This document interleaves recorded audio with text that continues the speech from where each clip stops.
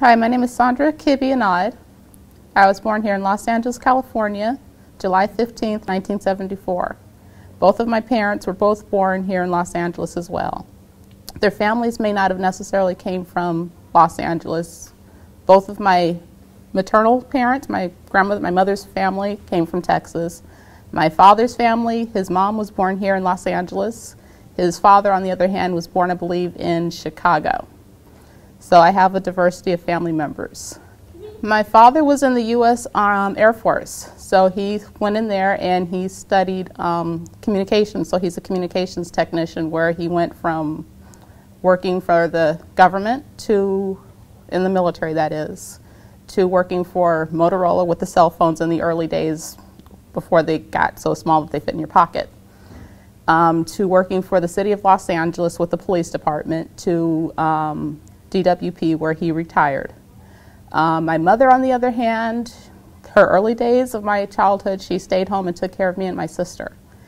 Later on, she decided she wanted to go to work when me and my sister started going to school, so she dabbled in doing dental assisting, and when the AIDS scare came along, she was a bit scared of bringing that home to her family, so she left that and started doing secretarial type work. Los Angeles. I didn't spend most of my childhood in Los Angeles. My early days of childhood, I traveled with my father in the since he was in the Air Force. We lived in different parts of California, so I don't remember much about that. In my early days, we were in Germany, Wiesbaden, and that's where I actually started school. And that was a really nice, close-knit community when you got to know the people in your little area that you lived in. We did move back when I started first grade here in California, and I pretty much stayed close to my family, my mother's family and a bit of my father's family.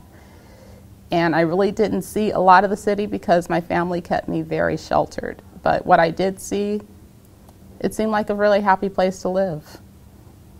When I was a kid, I started kindergarten, and I was a pretty independent child. So after a while, I insisted to my parents that I walk to the bus stop and home from the bus stop. So I had the freedom of doing that, whereas being here in California growing up, I really did not get those freedoms of being able to walk home without having an adult escort to make sure I stayed safe. I remember elementary school.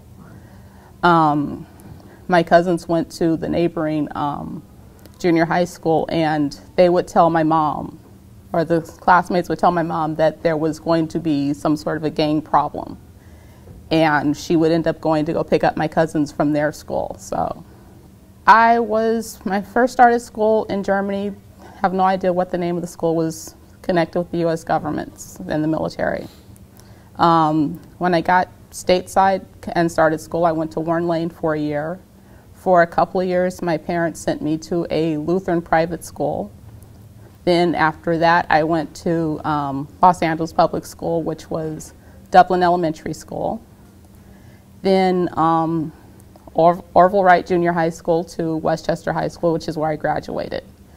In elementary school here in the States, even junior high school, I was a decent student. I was not a straight A's. I pretty much got B's and C's. Teachers would always usually have something positive to say about me. Elementary school, the teachers have more of a close-knit connection to their students because you stay with them all day. So I had one teacher who just so happened to be my mother's elementary school teacher. And she really took a liking to me, and to the point that my classmates referred to me as teacher's pet because of my good behavior. So what high school did you go to?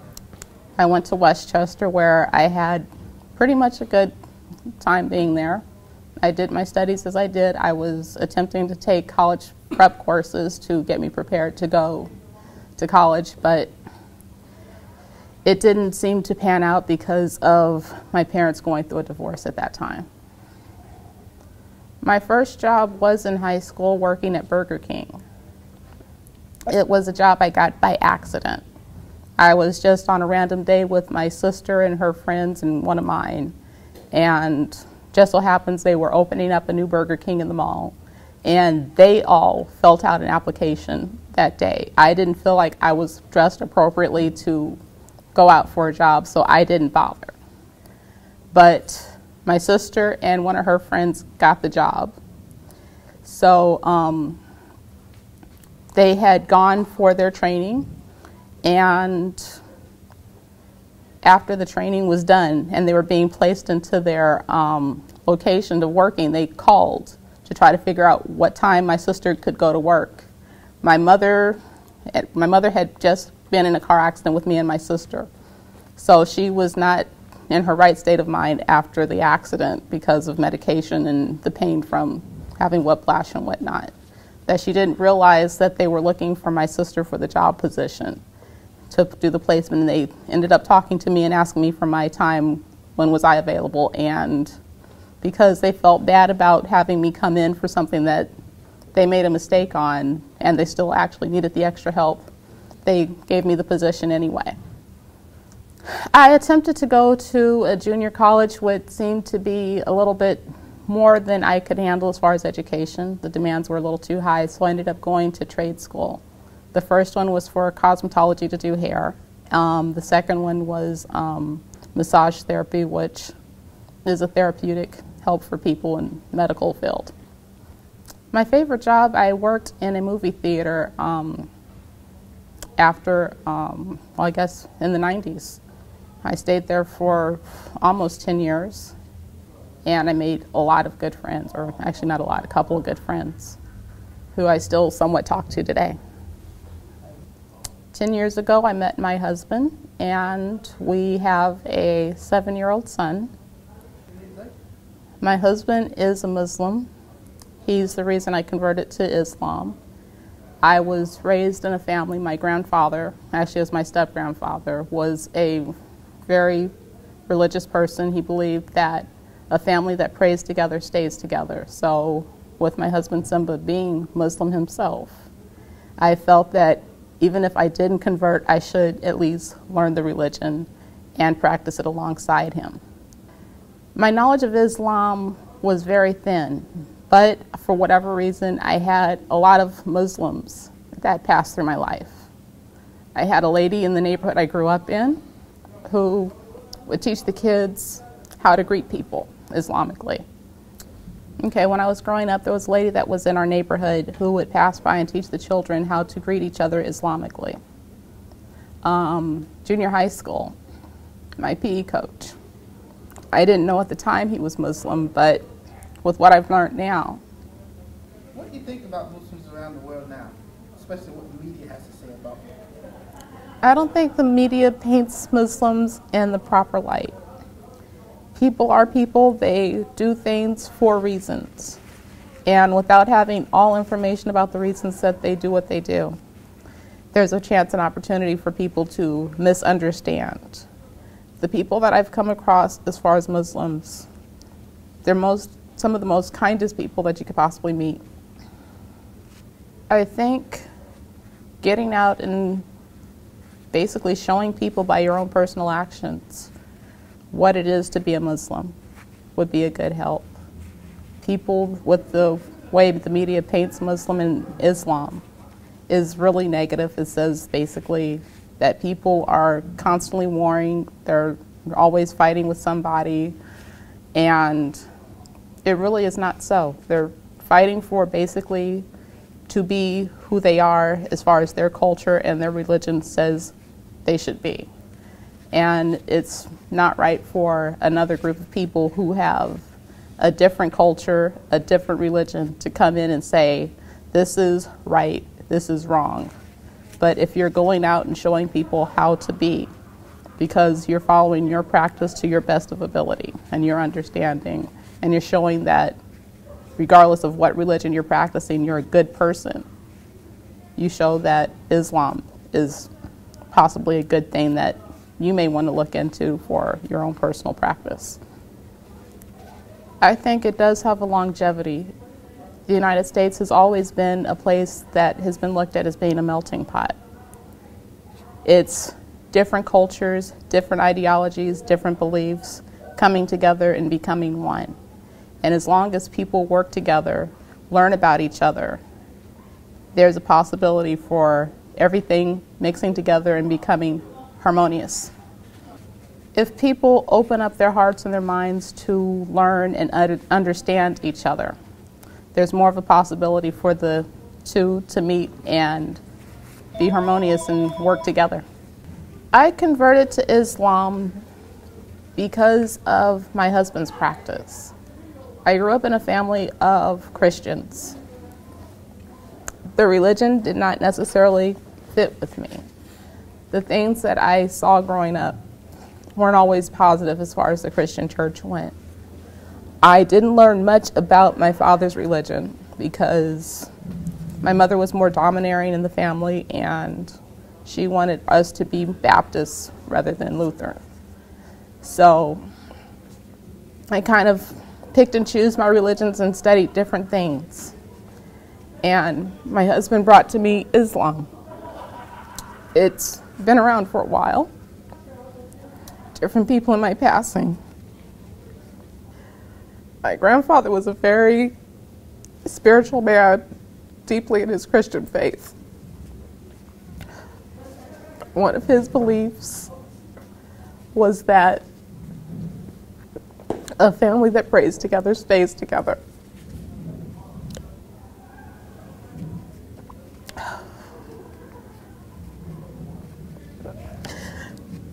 He was rather distant, but he's been there for a good portion of it. So when you converted to Islam, did you think about those things? So your grandfather and how were you treated as far as your family and community when you converted to Islam? Was it anything like the way? Now, was your husband a born Muslim or did he convert as well? My husband converted to Islam before I met him. He wasn't completely practicing because he was dealing with his own personal dilemmas with life and religion. But he had made a decision along the time that I first met him that he wanted to get back into practicing Islam. And he guided me to practicing myself. My family was very upset about me converting. My mother's family especially. They are strong in their Baptist faith. Several of my cousins and a few of my uncles are Baptist ministers. So they weren't really happy with me converting to Islam. I don't know exactly why it was, but they didn't like it. My father's family, on the other hand, accept me with open arms. There's no changes. My friends come from all different cultural backgrounds. So with the negative media publicity, they had questions. They had a bit of fears, but they felt that since I'm the friend, they've known me for a long time, they could ask me some things that they questioned and didn't understand. For whatever reason in life, positive really doesn't show itself. Like I said, my father's family don't look at me any different. I'm basically the same Sandra that they knew when I was growing up. And regardless of if I wear a scarf or not, they still see me as me. Allah, I look at that as being another word of God. The person that created the world and gave us the basis of a place that we live in. The universe is a vast place that we as humans, as the small space of it that we can, need to protect and care for and not allow our religious differences or cultural differences to cause us to not have it. The name of the Prophet? The Prophet is a guide of how to follow and be the best person that you could possibly be. What about the word zakat? Zakat, very important word.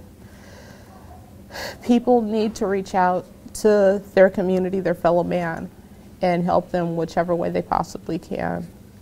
Zakat does not necessarily mean that you go into the mosque or your church and give donations. It's helpful, they do need it, but that's not the only way you can give. I believe zakat also equates to you giving of yourself. Volunteering at your church, volunteering at your mosque, volunteering at a homeless shelter, seeing somebody in the streets who may have ran out of gas or doesn't have any food to eat, helping them. Zakat is humanity coming together and helping one another. What about the word human? Human, we are all human, and as long as we're focused on the fact that we're a different color, our families come from different places, we speak different languages, we practice different religions, we practice our religion differently, we're going to take away the fact that we're human. We all bleed, we all have to eat, we all have to sleep. And religion and culture, it just gives us a fact of who we are and how we exist in life, but we are all still creations of Allah. Well, in our initial interview, you told us that you were an artist, and that's a little bit more positive, maybe make you stop crying a bit over that. You said you were a crafter. Now, explain to us arts and crafts. Arts and crafts. My father's family, from what I understand, my great-grandmother's family are Native Americans. So there are crafts that they pass down from generation to generation. Growing up, when I would spend time with my great-grandmother or my grandmother, both of which are no longer with me, they would teach me how to sew, crochet, and knit. Things that I carry with me every day. It's knowledge that I carry on to create things that I need. Clothes, a wallet, purse, things to give to others to help keep them warm, like scarves. It's a gift that was given to me by them. With the base that I like working with my hands. So I have done several forms of art. I've done sculpting in clay. I wanted to do a lot of woodworking, but the opportunity and chance hasn't completely come around. So mostly I do a little bit of drawing. I sew, I knit, I crochet basic things to help around the house and family members and friends. In school, I took silversmithing, which I would love to get back into, but it's very expensive and a bit on the toxic side, so it's not safe to have around my son until I actually have a complete workspace. My son is a very special person. He's a free spirit. What about your husband? Do you do any arts and crafts? I haven't seen him do any. He's shown me artwork from his past, but for the most part, he plays music when he has free time. Okay. So let's pick out a couple more words and then close the interview out. The word knowledge. Knowledge, it's something that we should seek out constantly. Whenever you think you know something, 9 times out of 10, you don't know anything. It's a constant quest that we as humans need to seek out about ourselves, about the people around us, about our religion, about other religions. We all need to continue looking for more information to get a better understanding about the world around us. And again, going back to your specialty, the word art. What do you want to know? What does art mean to you? Art is a personal expression. It tells who you are as a person, what it is that you believe in, and how you care